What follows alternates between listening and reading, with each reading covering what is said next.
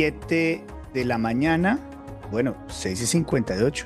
Abrimos más temprano el día de hoy. Me parece muy bien que hayamos abierto un poco más temprano. De todas maneras, vamos a darle un poquito más de espacio para que nuestros televidentes, oyentes, youtubers tengan la oportunidad de unirse a nosotros. 6 de la mañana, 58 minutos. Es un placer estar con ustedes, es un placer que estemos juntos esta mañana y estemos haciendo este ejercicio diario que nos da la oportunidad de estar comunicados, que nos da la oportunidad de estar cada vez más cerca y de compartir las noticias más importantes del día y el análisis de las cosas que usted quiere saber. Vamos todos los días abriendo esto un poco más y agradeciéndoles muchísimo. Lo más importante, que le cuente usted a su familia, a sus amigos, que estamos haciendo este ejercicio diario y que vale la pena suscribirse a este canal.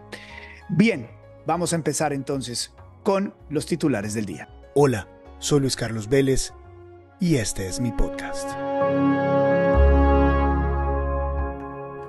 Noticia muy importante y tiene que ver con el futuro de una de las funcionarias más importantes del gobierno del presidente Gustavo Petro. La persona tal vez más importante, la persona con más influencia, la persona que más tracción mediática tiene por, digamos, el control y el poder que ejerce dentro de la Casa de Nariño. Por supuesto, ustedes saben muy bien, estoy hablando de Laura Sarabia. Y es que la doctora Laura Sarabia, quien ha estado en boca de medios de comunicación en los días recientes y quien ha estado siendo producto o base de titulares, comentarios en Twitter, se ha venido especulando que ella va a abandonar la Casa de Nariño. Se ha venido especulando que abandonaría la Casa de Nariño porque tendría problemas con el propio presidente Gustavo Petro, quien, según varias voces dentro de la administración, está causándole rechazo al presidente. Le causaría rechazo, dicen que el presidente cuando ella llega no quiere estar con ella, trata de evitarla, y que habría también una campaña interna dentro de la propia administración de Gustavo Petro en contra de Laura Sarabia, de quienes la ven con recelo, de quienes la verían con mucho poder y quienes no la consideran una petrista con ideología de izquierda radical, como dicen tener aquellos que están en el aro interior de Gustavo Petro. Pues bien, aquí la noticia. Hablé con Laura Sarabia en las últimas horas sobre este tema. Directamente nos comunicamos con la fuente, hicimos el trabajo que corresponde y le pregunté directamente: doctora Laura, ¿usted se va del gobierno? ¿Usted está teniendo problemas con Gustavo Petro? Y me respondió lo siguiente, y voy a hacer lectura del mensaje que me escribió, que tengo en mi chat. Dice: no tengo ninguna pelea con el presidente. Seguimos normal y trabajando juntos. No me ha pedido la renuncia ni he renunciado. Repito, no tengo ninguna pelea con el presidente, seguimos normal y trabajando juntos, no me ha pedido la renuncia ni he renunciado. A lo cual le hice una pregunta adicional, le dije: doctora Laura, pero se está diciendo que usted va de canciller de Colombia, que usted reemplazaría al doctor Murillo. Y me dijo: leo mi chat, solo el presidente lo sabe. A lo cual respondí: doctora Laura, usted en las últimas horas publicó la fotografía del canciller, usted y él. Y me respondió: al canciller le tengo mucha estima. Hemos trabajado bien juntos. Según entonces mi propia comunicación con la doctora Laura Sarabia, ella está en el gobierno, no está peleada con el gobierno y por ahora se queda con el gobierno, aunque deja la puerta abierta a su postura como canciller, porque en el momento en que le pregunté que si se iba como canciller, me respondió: solo el presidente sabe, solo el presidente sabe. La noticia entonces: Laura Sarabia niega tener problema con el gobierno, niega estar en un momento alejado con el presidente de la República y, por la conversación que tenemos, no descartaría entonces pasar a ser canciller. Segundo titular del día, importante, esta es una noticia que conocemos esta mañana. Señor, señora, tiene que ver con una denuncia contra el presidente Gustavo Petro. La comisión de acusación ha recibido una denuncia contra el presidente Petro por la vulneración a la libertad de prensa. Se va a investigar si el mandatario violó una directiva presidencial sobre el respeto a la libertad de prensa y de expresión. Ustedes ven el pantallazo de la página de Caracol Radio esta mañana, que dice que la Comisión de Investigación, acusación de la Cámara de Representantes, ha decidido darle trámite a una denuncia contra el presidente Gustavo Petro por presuntamente transgredir la libertad de expresión y la libertad de prensa.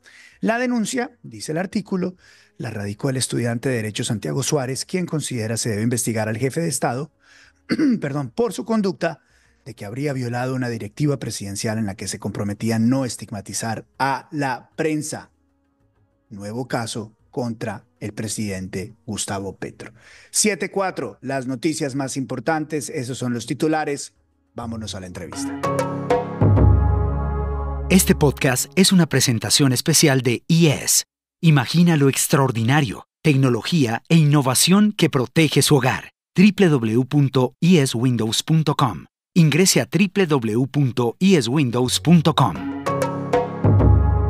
7 de la mañana, 4 minutos. Por supuesto, la noticia más importante del día, o la que vale la pena hacer ahínco profundo, tiene que ver con la Corte Constitucional y la manera en que mágicamente se voltearon los votos dentro del Senado para elegir a Miguel Polo, al doctor Miguel Polo en la Corte Constitucional. Y es que es muy extraño porque desde el sábado pasado, desde el sábado 16 de noviembre hasta ayer martes, la abogada Claudia Dangond, quien era su rival, la rival de Miguel Polo, Claudia Dangond, supuestamente independiente, y Miguel Polo, supuestamente representante del gobierno. La señora Dangond perdió 10 votos, 10 votos. Y esos votos quedaron en manos de Miguel Polo, quien ahora va a ser parte de la Corte Constitucional. Y muchos aseguran que este señor, el doctor Polo, de Nariño, 48 años, de la Universidad del Rosario, es una persona que representa los intereses del gobierno. Y si uno se pone a ver qué fue lo que pasó, las llamadas del gobierno, las intervenciones del gobierno, la defensa radical de los representantes del gobierno en el Senado, no es difícil concluir que este señor, Miguel Polo, llevaría la ideología del presidente Gustavo Petro. Esto fue lo que dijo en las últimas horas el presidente del Congreso, Iván Cepeda. Veamos. El gobierno en esta corte se asoma el fantasma de una constituyente. Pues todavía no la hay, pero existe la posibilidad que se llegue a ello. Yo espero sensatez en el magistrado Polo recién elegido para que sea guardián de la democracia.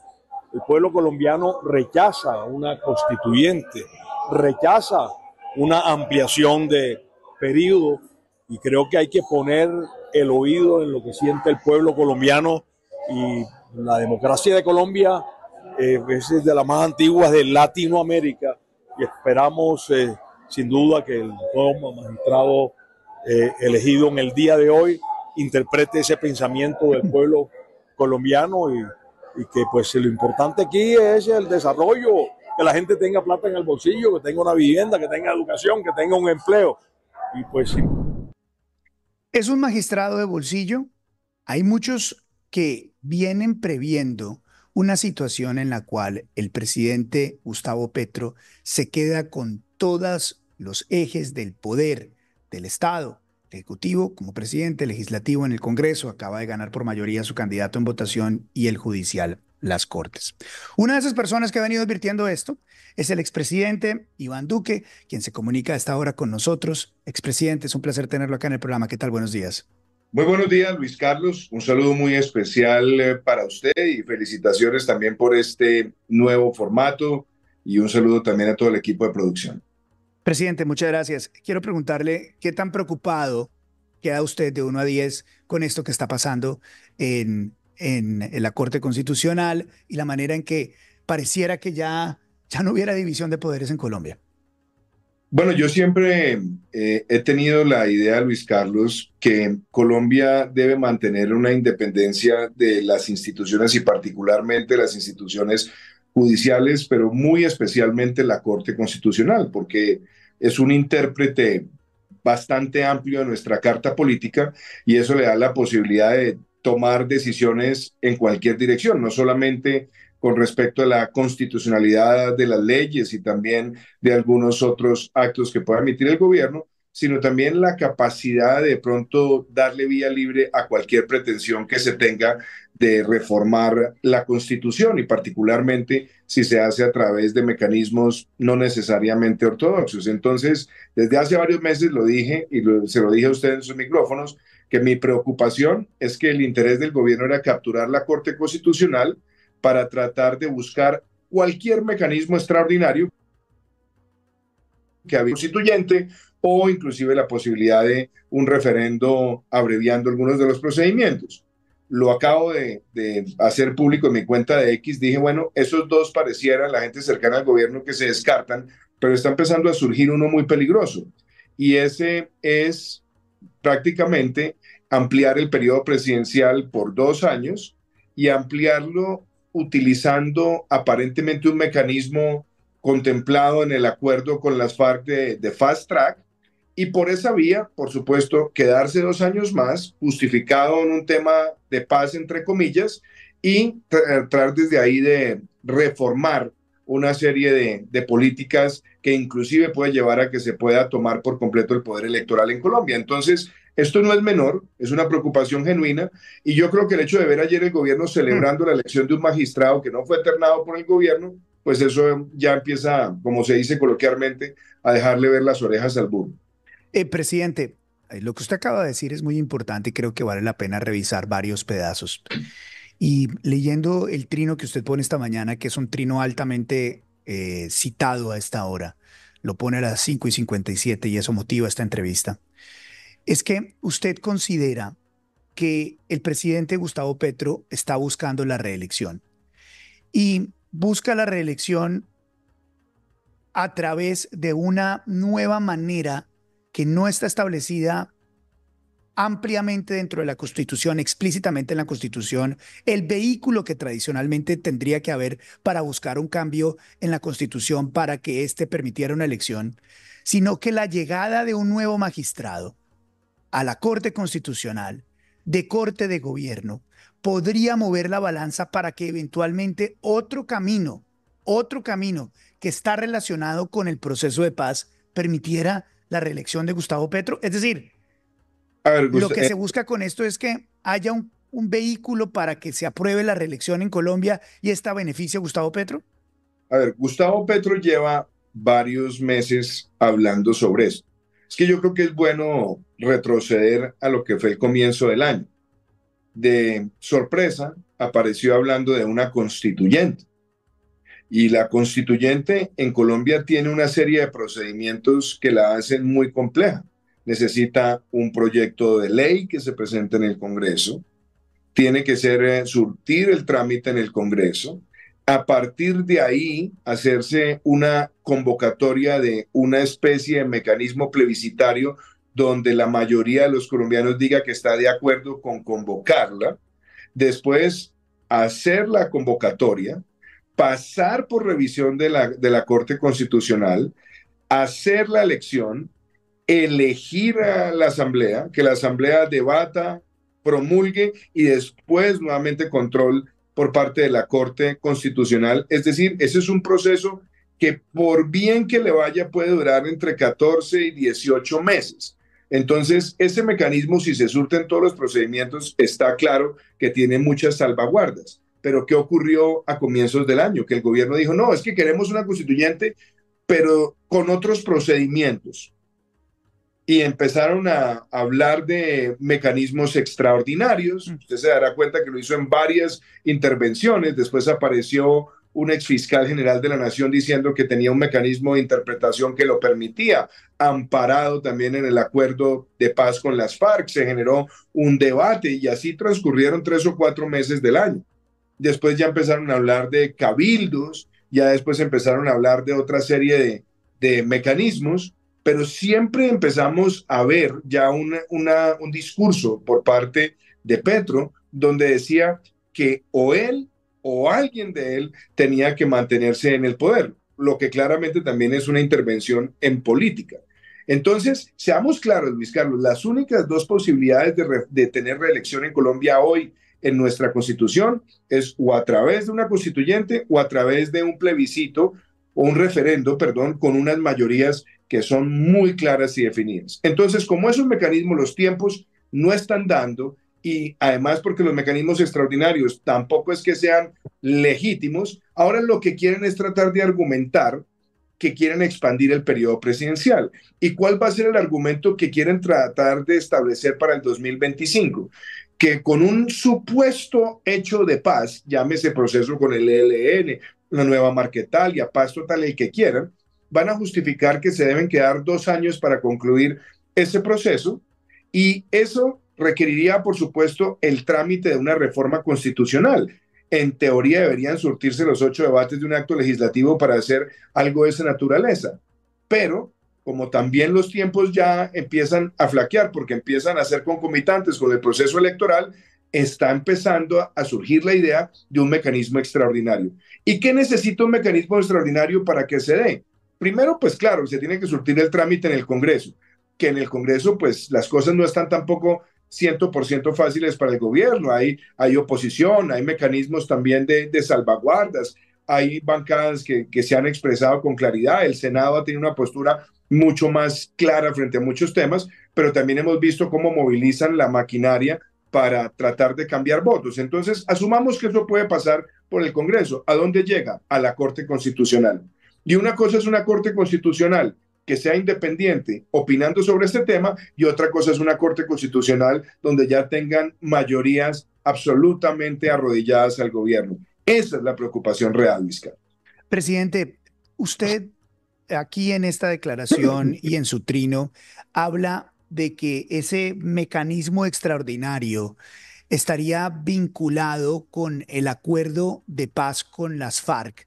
¿Nos puede explicar un poco más qué permitió o qué permite o qué se permite después del proceso de paz con las FARC? ¿Qué se puede hacer a través de eso? Muy buena pregunta. Si usted me pregunta a mí, yo le diría que nada. Sí. Yo le diría a usted, en mi propia opinión y percepción, no hay ningún mecanismo que pueda facultarlo. Creo con absoluta certeza que además la extensión del periodo presidencial rompe los ejes estructurales de nuestra carta política, porque nuestra carta política hoy establece que el periodo presidencial es de 4 años. Luego, cualquier extensión tendría que también estar amparada sobre una mayoría expresada a través del voto. Entonces, como no hay reelección y como no existe un mecanismo para que sencillamente unas mayorías en el Congreso con 5 magistrados en la Corte Constitucional lo hagan, yo le diría con tranquilidad, no me preocupa. ¿Pero qué me preocupa? Que ya empezaron a surgir interpretaciones. Es que esto no me lo estoy inventando yo en esta conversación. Desde hace 7 meses empezamos a escuchar gente que decía, mire, acá puede decretarse un estado de conmoción interior, o se puede decretar un estado de emergencia, y a partir de ahí tratar de buscar lo que también ha denunciado Germán Vargas Lleras, que es un decretazo, lo cual tendría que pasar por el control constitucional. Entonces empiezan a surgir esas tesis, y muy particularmente usted recordará un debate que se dio cuando Eduardo Montealegre habló, y después salió Humberto de la Calle y otras personas que participaron en el proceso diciendo que eso no tenía ninguna viabilidad. Yo mismo denuncié el fast track en su momento y logramos en la Corte Constitucional tumbar muchísimos elementos de ese tal fast track. Pero mi preocupación es que cuando usted ya tenga 5 personas que estén dispuestas a hacer cualquier interpretación que le favorezca al gobierno en la Corte Constitucional, ahí empezamos a perder realmente la independencia de quien debe ser el intérprete de la carta política, porque podrán decir una interpretación ajustada a que el artículo 22 relacionado con la paz puede llevar a que inclusive se sacrifiquen algunos principios constitucionales. Eso sería muy grave. Ahora, ¿por qué creo que es importante plantear y denunciar esto hoy? Sí. Porque sí sería interesante también que el magistrado elegido ayer, que ya se reunió con varias bancadas y que en esas bancadas dijo que sobre su cadáver se daría la reelección y que sobre su cadáver permitiría que se dieran esos exabruptos, pues sería muy interesante que hiciera público lo que dijo en privado, Por eso, ayer cuando tuvimos esa discusión donde los candidatos presentan, o antier, presentan sus opiniones ante el Senado, usted se da cuenta que fueron muy cuidadosos en no tocar estos temas. Y sí sería importante que por lo menos quienes los escucharon, también como se los dijeron a ellos, lo hicieran público. Porque si lo que están yendo es a buscar votos con un discurso para después prestarse para manipular la Constitución, sería muy grave.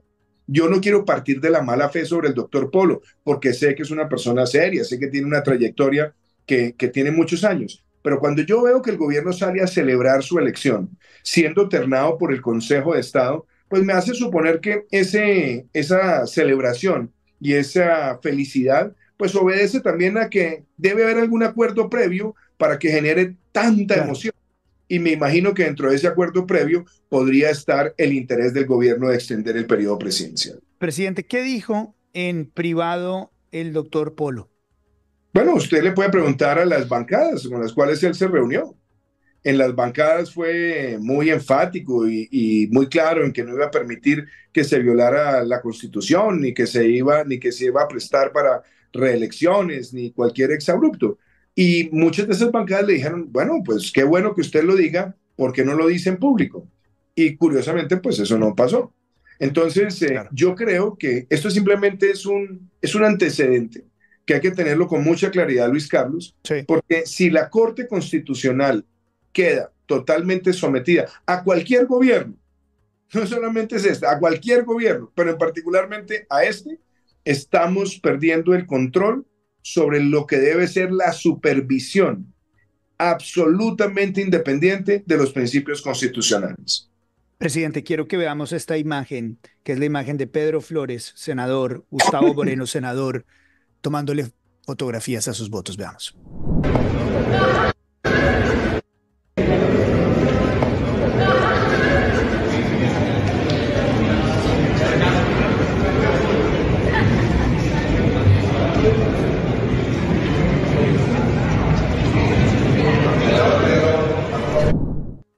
Señora, anoten ese nombre, Pedro Flores, Gustavo Moreno.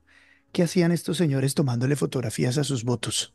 ¿Estaban, de alguna manera, teniendo un registro para luego cobrar algún favor? Se dice en las últimas horas que ministros como el ministro Liscano estuvieron hablando con varios senadores, quién sabe, prometiendo que para lograr ese cambio de votos. Presidente, yo quiero preguntarle, usted que conoce cómo funciona el gobierno, cómo funciona el Estado, cómo funciona el legislativo. ¿Por qué pasan estas cosas? Es decir, si todos sabemos que existe el riesgo que usted está advirtiendo y que ha venido advirtiendo en los últimos días, de que esta elección de nuevo magistrado de la Corte Constitucional eventualmente podría abrir las puertas a que se diera un exceso de poder por parte de Gustavo Petro que llevara incluso a su elección o extensión de su mandato, ¿por qué los congresistas hacen lo que hacen? Le voy a desagregar varias cosas. Primero, con respecto a la imagen que usted comparte, pues no me imagino que esa foto sea para tenerla en la mesa de noche, ni mucho menos como recuerdo, ¿no? Entonces, importante saber ese comprobante para qué trámite era. Pero si me permite hablarle de dos experiencias. Cuando yo fui senador, me tocó participar en varias elecciones. Inclusive me tocó en alguna ocasión como vocero de mi partido, del Centro Democrático, ayudar a que tener un procedimiento para escuchar a los candidatos en la elección que terminó con eligiendo al doctor Linares. ¿Y sabe qué hicimos, Luis Carlos? Tuvimos una sesión con toda la bancada, que además se les anticipó a los candidatos que iba a ser grabada. Y se les hicieron las mismas 20 preguntas a los tres candidatos. ¿Preguntas de qué tipo? Preguntas con respecto a la forma en la que se debe interpretar la Constitución frente a los retos más importantes que tiene un país. Y después de escucharlos a los tres, la bancada tomó la decisión y votó. Pero fue un procedimiento transparente, de convicción y sobre todo ajustado a lo que para nosotros era el interés más importante, que era garantizar que quien se siente ahí realmente sea un defensor de los principios constitucionales, por lo menos que nosotros compartimos. Me correspondió también la elección del doctor Lizarazo, me correspondió también la elección del doctor Carlos Bernal, me tocó también la elección de la doctora Cristina Pardo, varias elecciones. Y siempre veíamos que había un claro debate con respecto a la protección de los ejes de la Constitución. Cuando fui presidente de la República, me tocó tramitar en el Congreso varias reformas que después pasaron al control de constitucionalidad. Algunas se cayeron y yo diría la gran mayoría pasaron por el control de constitucionalidad, incluyendo, Luis Carlos, todos los decretos de emergencia que se dictaron en la pandemia, donde más del 99% fueron aprobados. Solamente nos cayeron 2, pero me correspondió a mí también participar en 2 elecciones. Cuando renunció el doctor Bernal, presenté una terna al Congreso de la República que resultó con la elección de la doctora Paola Meneses. Y me correspondió también la terna que lo hacían las Cortes, donde fue elegida la doctora Natalia Ángel. ¿Y qué es lo que uno busca en una situación de esas? La garantía de que hay personas que van a ejercer esa función sin tener ningún tipo de manoseo y ningún tipo de persuasión indebida. Entonces, así se debe manejar esto. Yo nunca salía a hacerle celebración, ¿no? En el caso de la terna de la doctora Meneses, que correspondía a la presidencia, pues claro, tenía una satisfacción de que una de las personas a quien además he conocido y he tratado por su solvencia jurídica, pues fue elegida. Pero cuando se dio la elección de la doctora Natalia Ángel, se hizo con la independencia de quien la ternó y con la independencia de la votación. Sí. Pero, oh sorpresa, ahora vemos al gobierno celebrar la elección de un magistrado ternado por el Consejo de Estado, sí, y además lo define como una gran victoria. Sí. Entonces, si es una victoria, quiere decir que los otros eran adversarios. Y si los otros eran adversarios, quiere decir que quien se eligió tiene una identidad ideológica con el gobierno. Y si es así, pues claramente estamos hablando ya de aproximadamente 4 magistrados, estamos a un magistrado con el que ternará el gobierno en los próximos meses para que quede el gobierno con 5 magistrados de la Corte Constitucional que van a interpretar la Constitución quizás bajo presión o para tratar de darle una interpretación ajustada a los prejuicios ideológicos del gobierno. Y eso es muy grave para nuestras instituciones. Y usted lo ha venido advirtiendo, y realmente lo que es más grave y muy preocupante es que el gobierno salga a celebrar como un hincha de fútbol la elección de un magistrado de la Corte Constitucional. Veamos qué fue lo que dijo Miguel Polo en las últimas horas, presidente. ¿Promete usted, digamos, a cumplir fielmente la Constitución política como lo he hecho durante toda mi vida profesional? Decía el magistrado que usted era el candidato del gobierno nacional, ¿eso es cierto? El Congreso de la República tomó la decisión de elegirme, así como el Consejo de Estado tomó la decisión de ternarme. Ellos son los que han participado en este proceso electoral. No sé, puede ser que hubo unas horas de análisis y con base en esas horas de análisis que tuvieron los congresistas, pues decidieron que era la mejor opción para el país. Pero magistrado, no nos responde el tema de si es o no el candidato del gobierno. El gobierno hizo una amplia campaña por usted. ¿Usted era consciente de eso? Yo soy consciente que a mí el Consejo de Estado me ternó y también soy consciente de que quien me eligió es el Senado de la República. O sea, muchas gracias. Muchas gracias. Muchas gracias a todos ustedes. ¿Qué piensa de una posible constituyente? No puedo pronunciarme sobre ninguno de esos temas porque corresponden a asuntos que eventualmente la Corte Constitucional podrá. ¿Cuáles van a ser sus principales líneas de lucha en la Corte Constitucional, magistrado? La defensa y garantía de los derechos de los ciudadanos y la preservación del control de constitucionalidad. Muchas gracias. Gracias, es el doctor.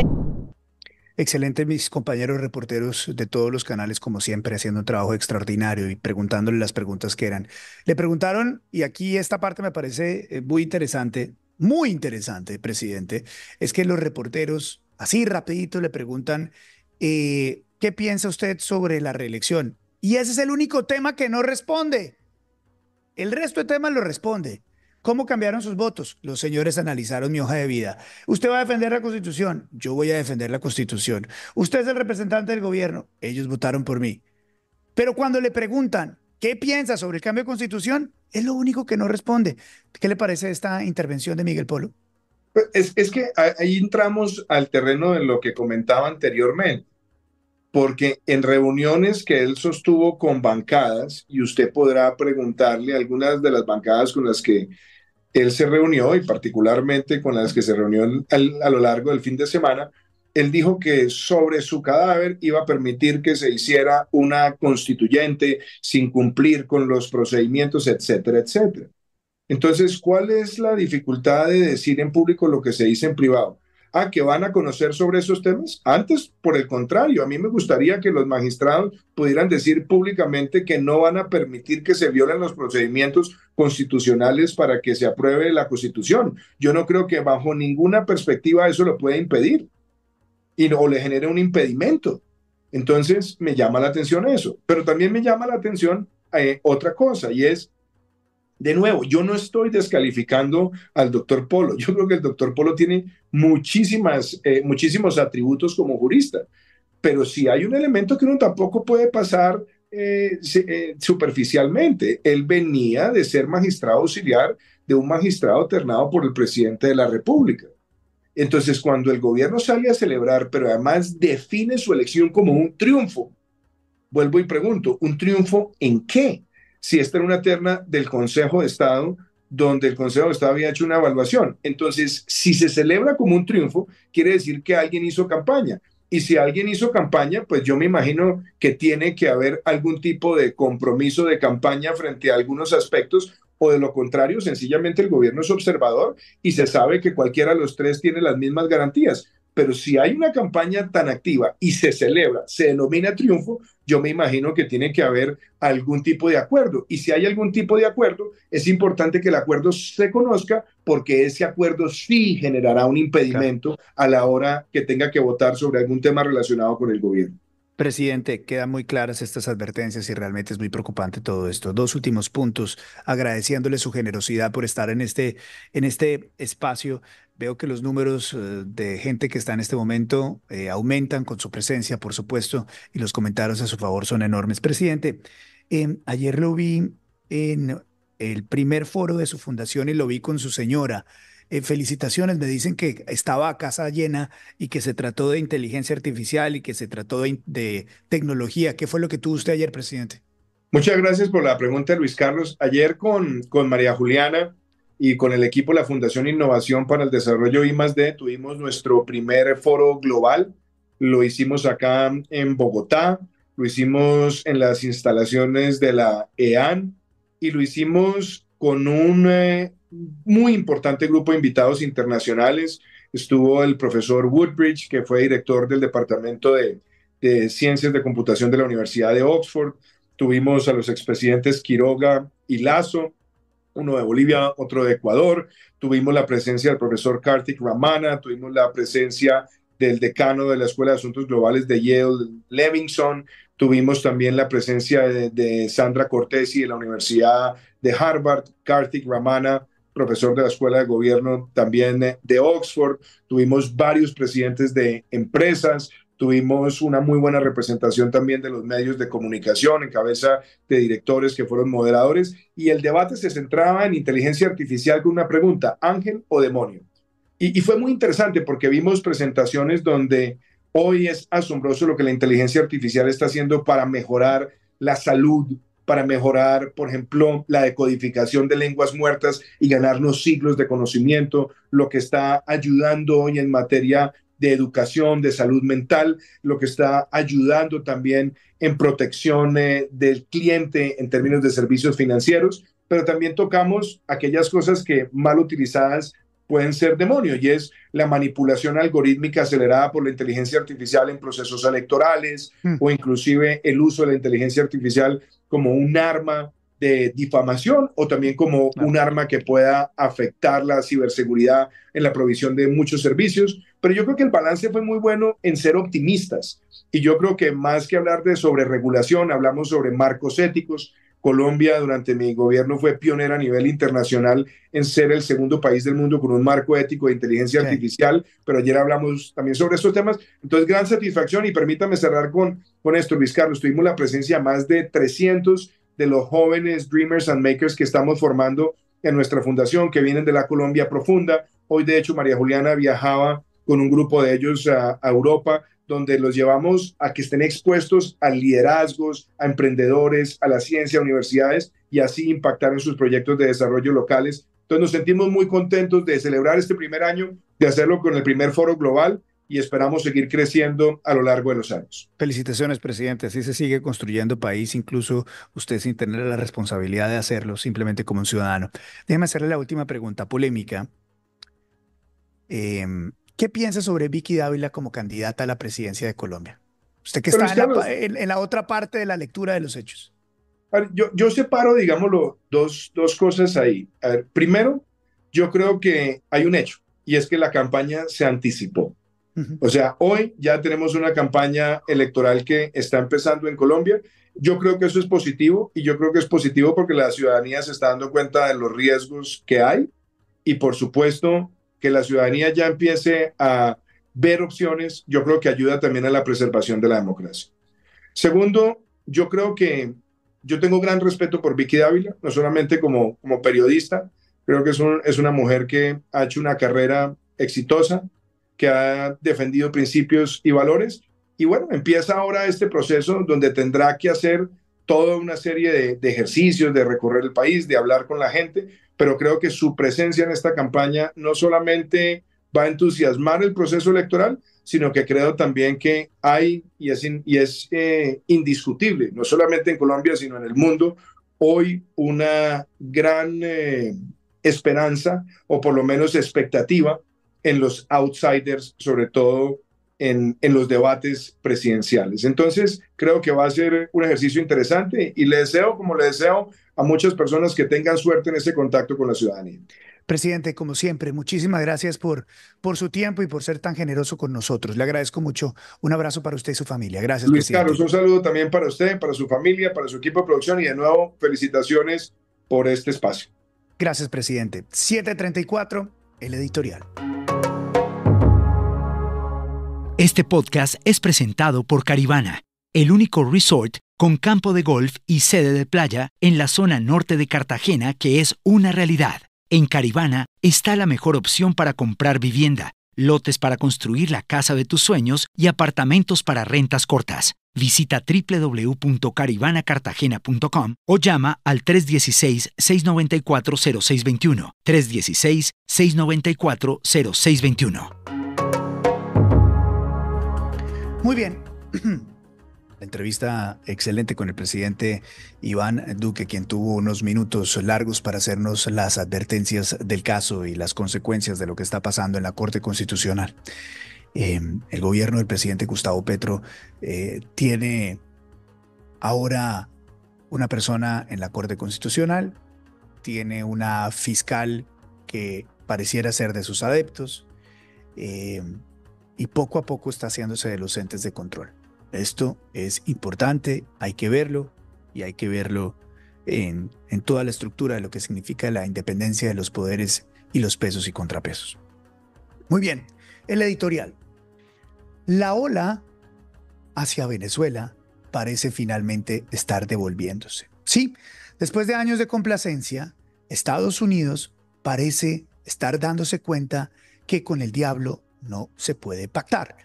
Y es que el gobierno de Joe Biden durante esta administración pensó que podía ser amigo de Nicolás Maduro y que podía ser amigo del gobierno de Venezuela. Pensó que levantando alguna de las sanciones iba a garantizar elecciones libres en ese país, pero crasamente se equivocó.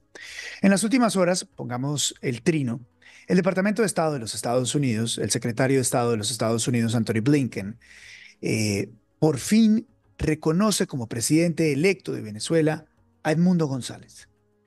Lo pone como presidente del país. Finalmente lo reconoce como presidente del país, presidente electo.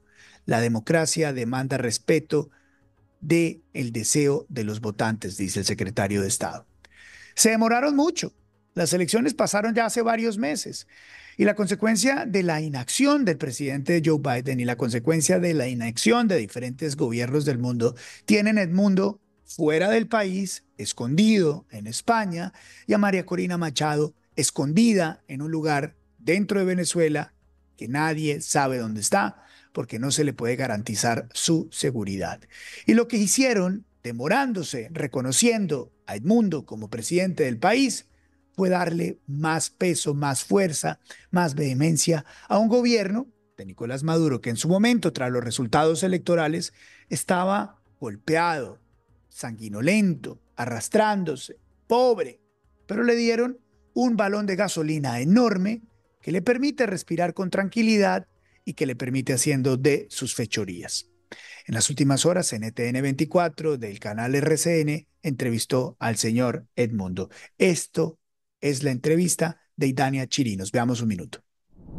Presidente, usted ha dicho reiteradamente que tiene la intención de ir a Venezuela a juramentarse el 10 de enero. Permítame ser coloquial. Permítame, presidente, usar un refrán muy venezolano de los llanos que dice: deseos no preñan, presidente. ¿Hay un plan concreto para estructurar este regreso suyo a Venezuela? Claro que sí, pero esos planes no se revelan porque ya me dijeron por ahí que me tenían una comitiva esperándome.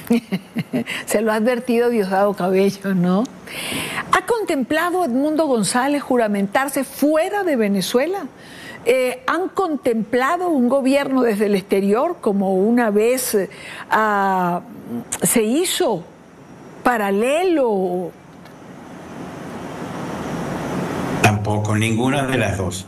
Mi juramentación se hará en los términos de la Constitución en Venezuela ante los órganos legislativos que son los que están aprobados para hacer esa juramentación. ¿En esto no hay duda, presidente González? Sin ninguna duda. Da grima, da dolor. Un saludo enorme a Idania Chirinos, gran periodista venezolana en el exilio, que no pudo continuar haciendo su trabajo y ahora lo hace desde NTN en Colombia.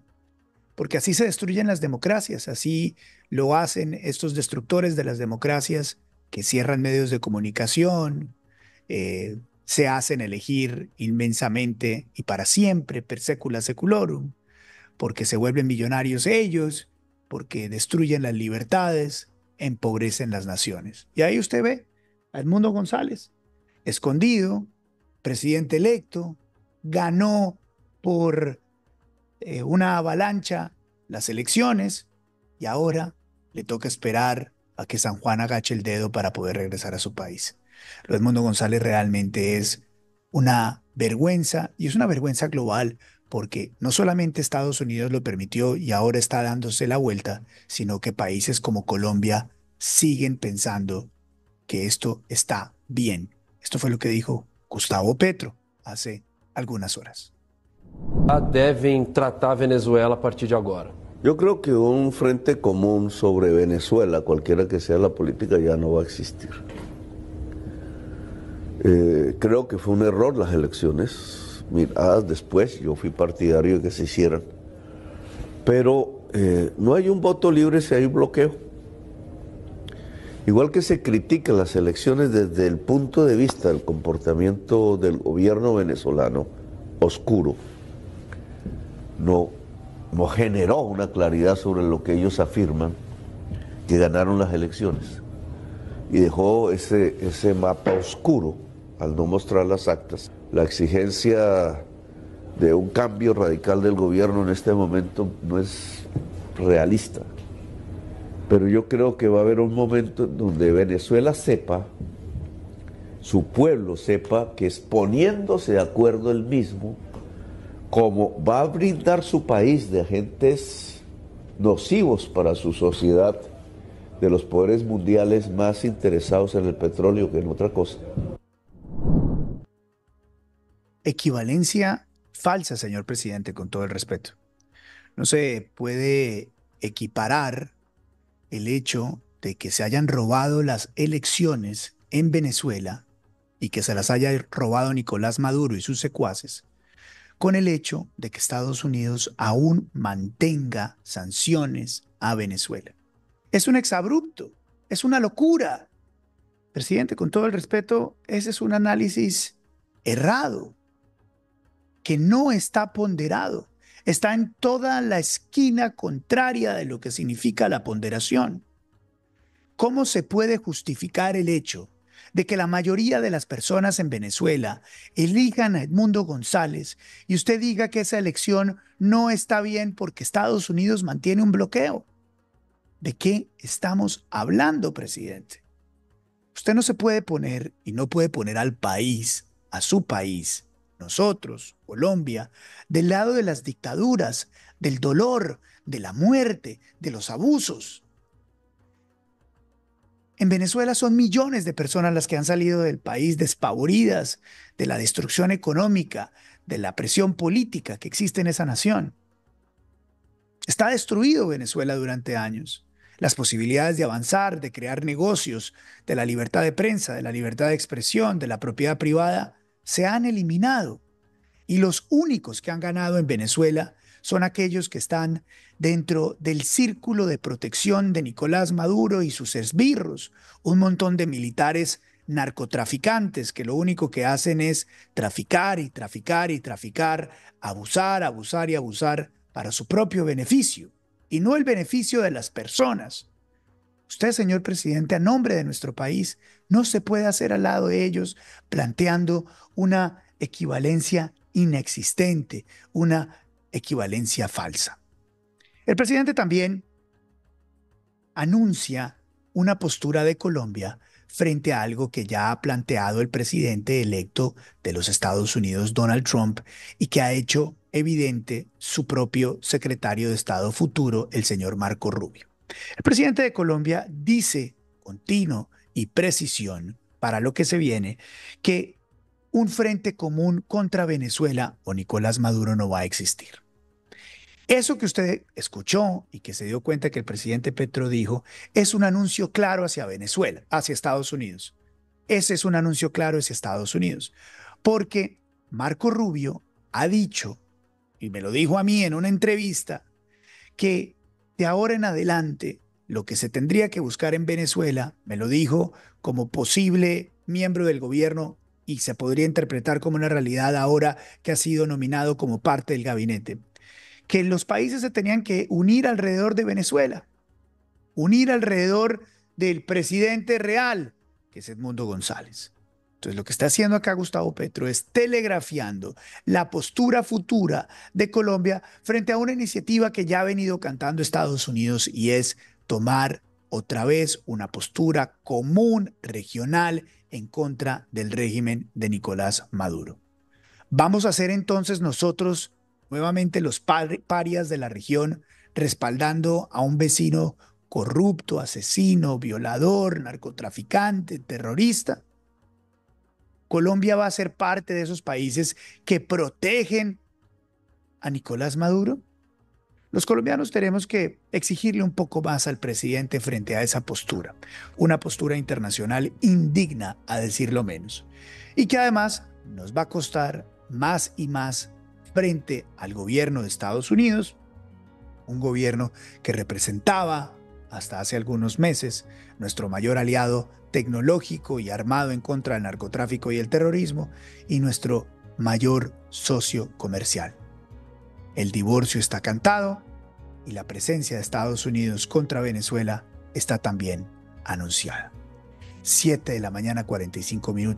Quiero presentarles mis mayores excusas. Me pasé de tiempo, 15 minutos. Mi promesa era hacerlo durante media hora, pero ustedes me están pidiendo un poco más. Ya iremos recalculando los tiempos. A ustedes gracias por su sintonía. Si Dios quiere, nos escuchamos mañana. Dios los bendiga. Todo va a estar bien. Soy Luis Carlos Vélez. Gracias.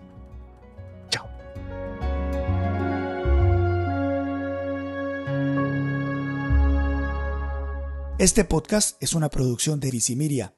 Producción periodística, Lewis Acuña. Producción de audio, Luis Martínez. Música original, Miki de Narváez. Este podcast es presentado por Caribana, el único resort con campo de golf y sede de playa en la zona norte de Cartagena que es una realidad. En Caribana está la mejor opción para comprar vivienda, lotes para construir la casa de tus sueños y apartamentos para rentas cortas. Visita www.carivanacartagena.com o llama al 316-694-0621. 316-694-0621. Este podcast es una presentación especial de IES. Imagina lo extraordinario, tecnología e innovación que protege su hogar. www.ieswindows.com. Ingrese a www.ieswindows.com.